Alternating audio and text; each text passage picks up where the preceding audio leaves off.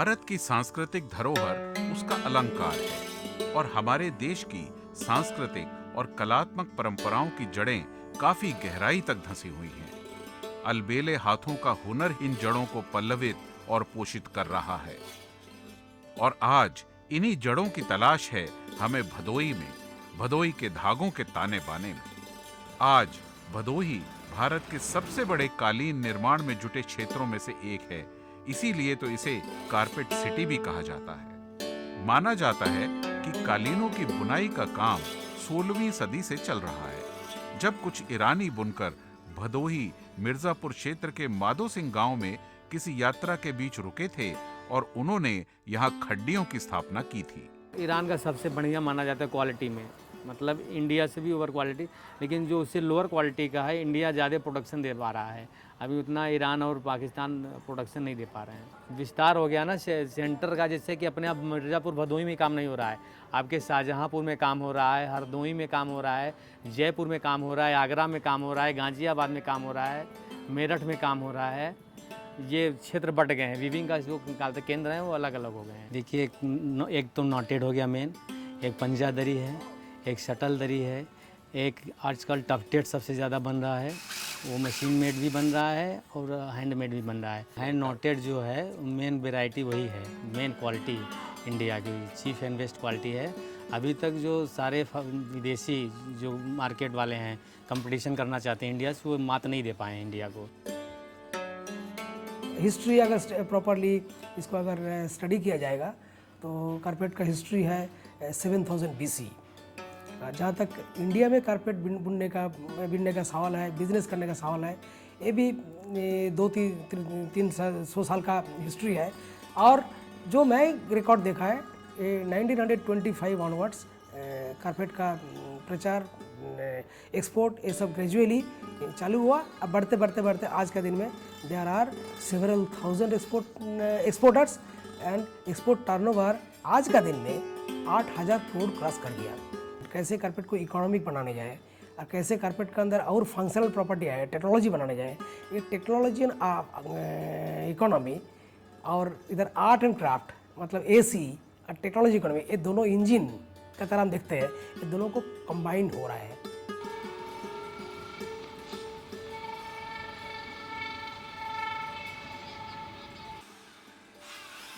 यहाँ लाखों कारीगर कालीन उद्योग से जुड़े हैं। भदोही से होने वाले कालीन के निर्यात की स्थिति अत्यंत सराहनीय है। 2010 में ही भदोही को ज्योग्राफिकल इंडिकेशन यानी GI का ठप्पा भी मिला था, जिसके आधार पर 9 जिलों में बनाए कालीनों को भदोही के हस्तशिल्प कालीन के नाम से बेचा जा सकता है। हम यहाँ जन्मजात से ही बसे हैं। जब दर्जा 8 में जो है कि पढ़ाई कर रहे थे तो उसी समय से शुरू किए इसको थोड़ा बहुत। पहले जो है कि हैंड नाटेड, हाथ द्वारा जो बीना हुआ कालीन होता था वही माल विदेश जाता था। आज भी बिकते हैं लेकिन वो ज़्यादा कॉस्टली पड़ते हैं बनस्बत उसमें जो है कि शारीरिक परिश्रम पड़ता है ना, मशीन द्वारा तो होता नहीं। और शारीरिक परिश्रम करने वाला कोई भी काम डिले में होगा, देर में होगा। और मैंने जो है कि उद्योग का केंद्र तो भदोही था, लेकिन कालांतर में जो कई जगह जहाँ की श्रमिक सस्ते मिलते थे और श्रमिक जो है कि कायदे से उपलब्ध हो जाते थे, वहाँ ये चला गया। हमारी जड़ें आज भी इतिहास से जुड़ी हैं और हमेशा जुड़ी रहें। इनके लिए जरूरी है इन कारीगर बुनकरों की संवेदनाओं को समझना। कहते हैं सपना और लगन 2 अलग अलग प्रवृत्तियां हैं, पर यदि इन दोनों को जोड़ दिया जाए तो मन में लिए संकल्प पूरे हो जाते हैं। हालांकि इसके लिए मैं की परिधि से निकलकर हम के विस्तार तक पहुंचना होता है। तो इन कलाकृतियों तक कैसे पहुंचता है ये हम का, हमारे का, हम सब का विस्तार। हाँ भाई, हमारे यहाँ ट्रेनिंग भी हुई थी वीवर्स की। हम लोगों ने लगभग 5000 वीवर्स को ट्रेनिंग दी है यहाँ पे।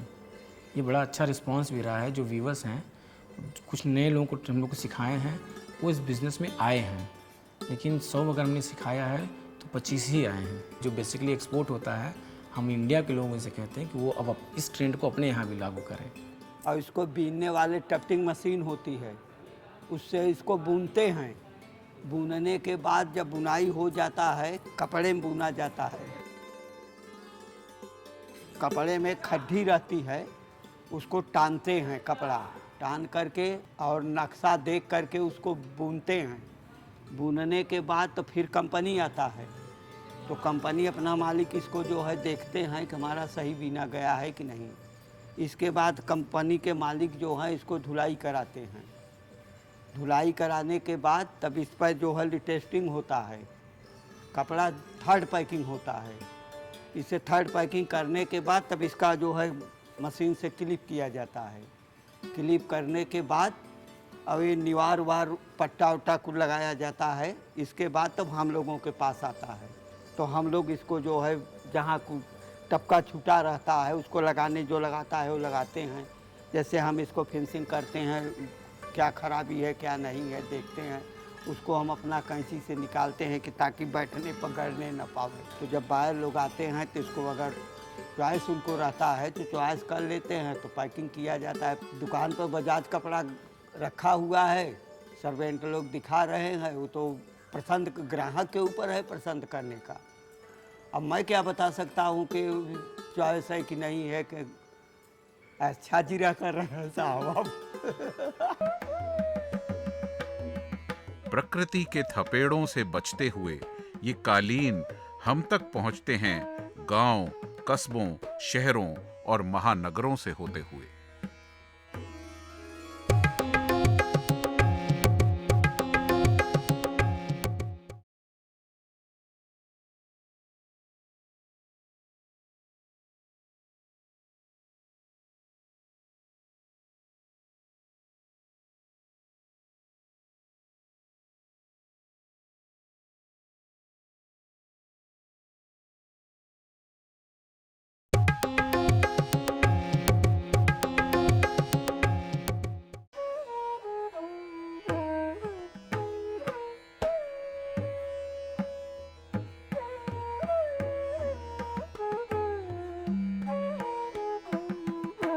सबसे पहले कालीन के बेस को लोहे के फ्रेम में लगाया जाता है। फिर शुरू होती है डिजाइन को देखकर कालीन बनाने की प्रक्रिया।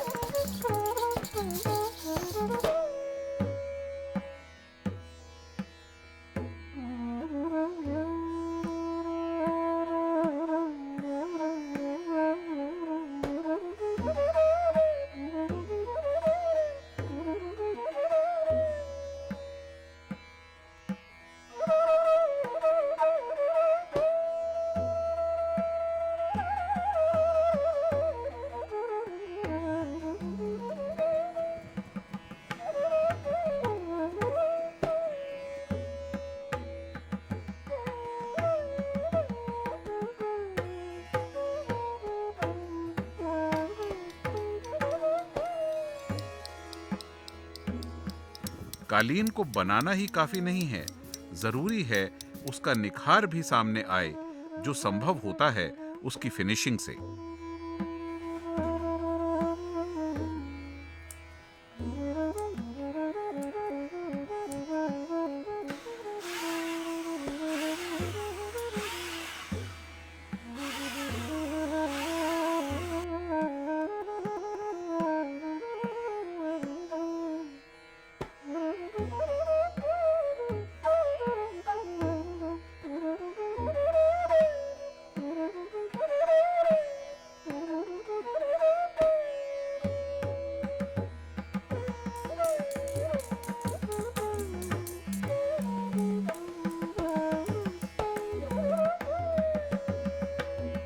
प्रकृति के थपेड़ों से बचते हुए ये कालीन हम तक पहुंचते हैं गांव, कस्बों, शहरों और महानगरों से होते हुए।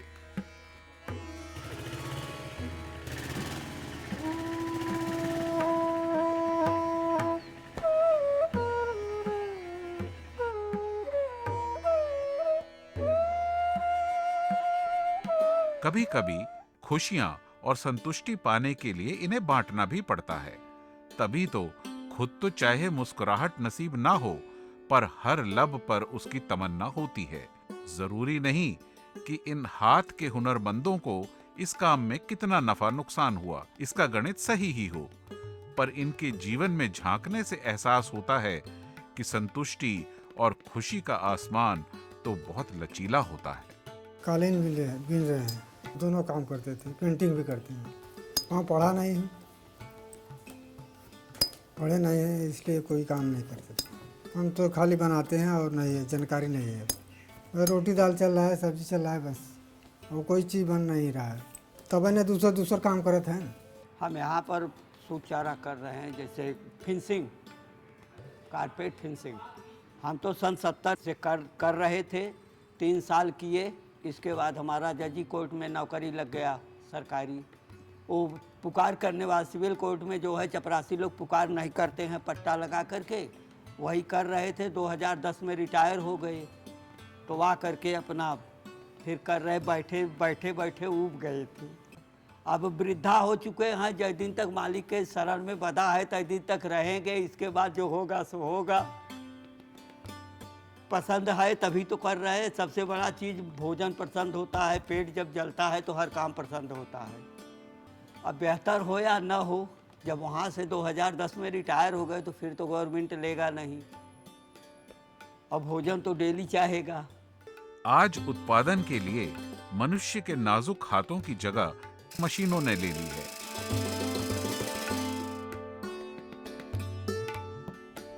इनके बीच काम करने वालों की मुस्कुराहटें सहम सी जाती हैं। कालीन उद्योग में हाथ की कुशल कारीगरी तो है ही, पर मशीनों की घुसपैठ कहां तक हो पाई है, और हो भी पाई है या नहीं। सबसे ज़्यादा आजकल टॉपटेड चल रहा है। टफ्टिंग की इलेक्ट्रिक मशीन भी आती है आजकल। इलेक्ट्रिक मशीन जो हल्के डिज़ाइन है, हल्के क्वालिटी और इलेक्ट्रिक मशीन से टफ्टिंग हो रहा है। और नहीं तो जो अच्छी क्वालिटी है, जैसे कि नॉटेड कहा जाए, वो नॉटेड का ही दूसरा प्रारूप है जो हैंड टफ्टिंग से किया जाता है। शुरू से आखिर होता क्या है कि आजकल श्रमिकों की जैसे कि कमी आ गई है, और जब ऑर्डर ले लेता है व्यापारी तो बन नहीं पाता है। तो इस प्रक्रिया को मतलब बनाने के लिए आवश्यकता जो होती है आविष्कार की जननी होती है। इसको बायरों का पूरा काम करने के लिए मशीन का प्रयोग लाया गया। कालीन तो हम तो चाहेंगे अगर वो ज़्यादा खरीदेंगे, ज़्यादा मात्रा में, तो ये काम बढ़ेगा और लोगों को रोजी रोटी मिलेगी, जीविकोपार्जन का सहारा होगा। और हमारे जब फॉरेनर आएंगे, पैसा दे के जाएंगे, तो हमारा इंडिया भी विकास करेगा। हम तो यही चाहेंगे। अतीत की इस धरोहर का पोषण करने के लिए कुशल प्रबंधन के इस हुनर के प्रति संवेदनशीलता भी चाहती है। इन बुनकर, कारीगर, ग्राहकों और बाजार के बीच की कड़ी होते हैं कारखाना मालिक, जो जहां इन्हें सृजन के प्रति निश्चिंतता देते हैं, वहीं इनके काम को बाजार भी दिलाते हैं। जो क्वालिटी है जो हम लोग बना रहे हैं, उसकी डिमांड पहले बहुत ज़्यादा थी, लेकिन अब डे बाय डे वो घटता जा रहा है। और घटने का कारण जो मेरा अपना सोच है कि कोई नया डेवलपमेंट नहीं हो रहा था। सब लोग वही ट्रेडिशनल डिज़ाइन पे ही वर्क कर रहे थे। कुछ या तो मॉडर्न पे कलर्स पे भी नहीं वर्कआउट कर रहे थे, कुछ भी वर्कआउट नहीं कर रहे थे। जो चीज़ें बनाई उन्होंने बस उसी को बेचने के चक्कर में पड़े रहते थे। तो जब हम लोग आए इस बिज़नेस में, तो हमने अपनी कंपनी की जितनी भी ट्रेडिशनल चीज़ें थी वो इमीडिएट हटाया और नए ट्रेंड पे आया कि क्या कलर्स चल रहे हैं मार्केट में, क्या डिज़ाइन चल रही है मार्केट में।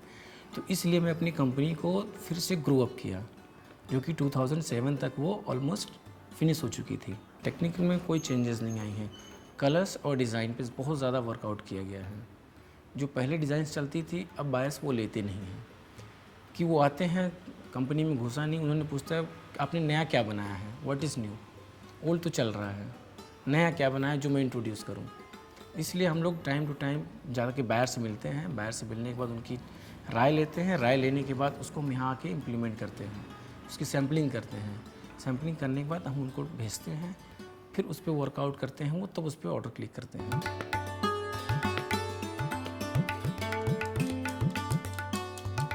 कालीन बनने की प्रक्रिया कहां से शुरू होकर कहां होती है खत्म।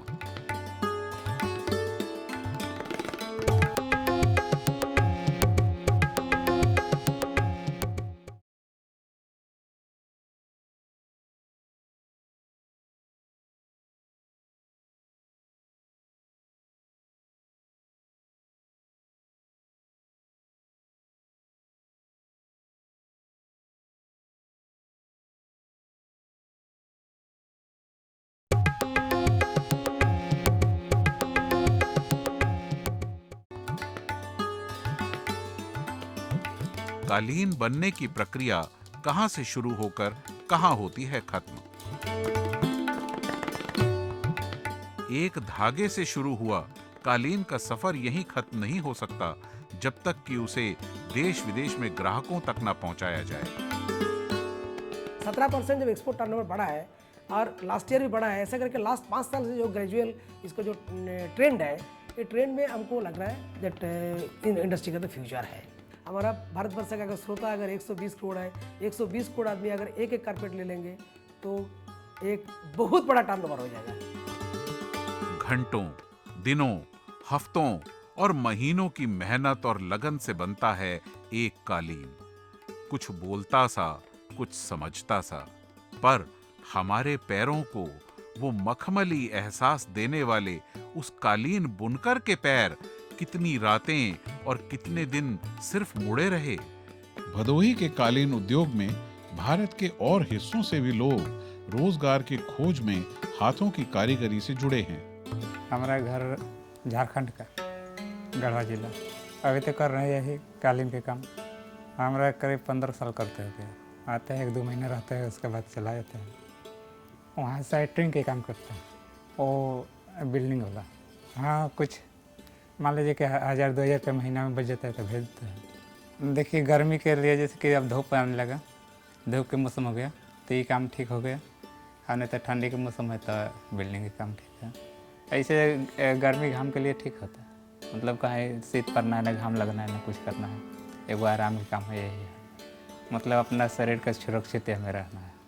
और उधर काम करने में थोड़ा अति धूप लगेगा, कहीं ठंडी लगेगा, कहीं बारिश होने लगेगा। दरी के काम करते हैं हम यहाँ पर 25 बरस हो गया। बिहार का है हम पहले, भदोही आना हुआ, जैसे आते जाते हैं लोग काम करते हैं, उसी को साथ में हम भी आ गए हैं। शुरू किया था हम अपने गांव का लड़का से, वो पहले बीनता था यहाँ पर, उसी को साथ आकर हम बीन रहे हैं। अब जब तक करेंगे, ये कोई ज़रूरी नहीं है, और 1-2 महीना कर सकते हैं, 6 महीना कर सकते हैं, नहीं कर सकते हैं तो अपना मर्जी है। घर पर खेत है तो करना ही पड़ेगा वहाँ पर, वहाँ से फिर यहाँ पर आकर करना ही पड़ेगा। दरी अपन कंपनी का है, दरी हम लोग बीनते हैं, हम लोग का इससे पैसा मिलता है। इस समस्या जो है बैठ के काम करना पड़ता है ना, यही दिक्कत है। हाँ, कमर में गुड़ फिराता है, और क्या होगा। आज कालीन उद्योग ने विश्व में अपनी पहचान स्वायत्त प्रकृति और विशिष्ट सौंदर्य प्रयोजनों से निर्धारित की है, लेकिन इस सृजनात्मक अभिव्यक्ति को मन की गहराइयों से निकालकर धागों की बुनावट की कहानी को रोचक बनाने में सरकारी प्रयास क्या हैं? जैसे पहले आर्ट एंड क्राफ्ट था, ये परंपरा होता था, बाप बेटा को सिखाता है, माँ बेटी को सिखाता है, उससे एक्चुअली ये परंपरा में चलता रहता था। आज का दिन में क्या होता है, जो कलाकार का फैमिली में बच्चे बच्ची वो भी कारपेट में नहीं रहना चाहेंगे, तो इसको क्या होगा, ये एक्सटिंक्ट हो जाएंगे। इसके लिए इंस्टीट्यूट का ज़रूरत है। इंस्टीट्यूट का थ्रू में ये रिवाइवल होगा क्राफ्ट का, ये इसका थ्रू में ट्रेनिंग होते रहेंगे फॉर्मल इंस्टीट्यूट में। ये सोच के भारत सरकार ने सोचा था दैट भदोही में इतना बड़ा कलाकारी है, यहाँ एक इंस्टीट्यूट को स्थापना किया जाए। हम लोग ये ट्रेनिंग देने का टाइम क्या करते हैं, दूसरे में जैसे कुछ पैसा लेते हैं, चार्ज है बीटेक कंप्यूटर में, यह हम लोग कोशिश करते हैं ज़्यादा करके कि इसमें आइदर एक्चुअली बहुत कम सब्सिडाइज रेट में ट्रेनिंग हो, और नहीं तो इनको कुछ स्टाइपेंड दिया जाए।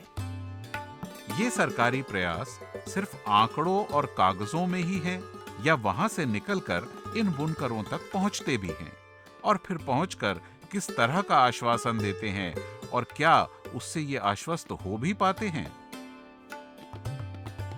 बनाने वाले लोग कम इसलिए हुए हैं कि युग के अनुसार जो है कि उसमें पड़ता लोगों को नहीं पड़ता था, मतलब कि बीनने में उतना जो है कि बेनिफिट नहीं मिल पाता था, तो जो है कि लोग छोड़कर दूसरा धंधा अपना लिए। महंगा सामान कोई नहीं खरीदता, लेकिन महंगे सामान की अपनी वैल्यू अलग है, उसको हर आदमी नहीं खरीद सकता। उसी प्रकार से गलीचे में है, जो कास्टली गलीचा है उसकी कीमत हर आदमी नहीं जानता, कोई कोई जानता है। हम हैं, भैया है, भाभी है, 2 ठो बच्चे हैं मेरे, एगो है 7 साल का, एगो 5 साल का। अभी तो सर पढ़ा रहे हैं, अब आगे के भविष्य जाने के क्या बनेगा क्या नहीं, ये सब काम नहीं अब सीखेगा सर। ये हमें कहेगा प्रॉफिट हम लोग को पड़ता नहीं है, ये है कि चले नमक रोटी पुर गया, अब पढ़ाई लिखाई के लिए पुर गया, बहुत काफ़ी फ़र्क क्या है, कुछ नहीं आता है हम लोग का। मान लीजिए कि गांव पर 100-150 रुपये 200 रुपये भेट रहा है और यहाँ पर 200-250 रुपये पड़ता है, तो 10-20 रुपये के 50 रुपये का फ़र्क पड़ता है, यही बात है। अभी थोड़ा घूमने फिरने की उम्र है, और फिर समय ख़त्म हो जाएगा तो अपना गाँव तरफ। अभी तो देख रहे कि 10 साल और, फिर 10 साल के बाद फिर उधर है अपना गांव तरफ खेती किसानी का काम। हाँ, 1-2 लड़का है भैया को, वो भी करते हैं। अब जो जौना काम में लग जाता है वही में अब सब लग जाते हैं। अरे सिखाने को तो सोचे नहीं है, लेकिन अब नहीं पढ़ाई लिखाई होगा कायदे से, नहीं पढ़ेंगे लिखेंगे तो यही ना करेंगे, ये करेंगे नहीं, रोज़ मजदूरी करेंगे, चाहे कोई फैक्ट्री में जाकर काम करेंगे। इसके अलावा और क्या कर सकते हैं हम? जो आप सोच रहे हैं वो लायक हम लोग नहीं ना है, पढ़े लिखे नहीं ना हैं कि दूसरा काम करेंगे, यही बात है। कहते हैं मन के हारे हार है और मन के जीते जीत, और ये जीत छिपी दिखी है हर कालीन की कहानी में, हाथ की लकीरों में, चेहरे की हर झुर्री में, हर सांस में और हर आस में। चिकन के काम की तकनीक को चिकनकारी कहते हैं। चिकनकारी लखनऊ की एक परंपरागत कढ़ाई है।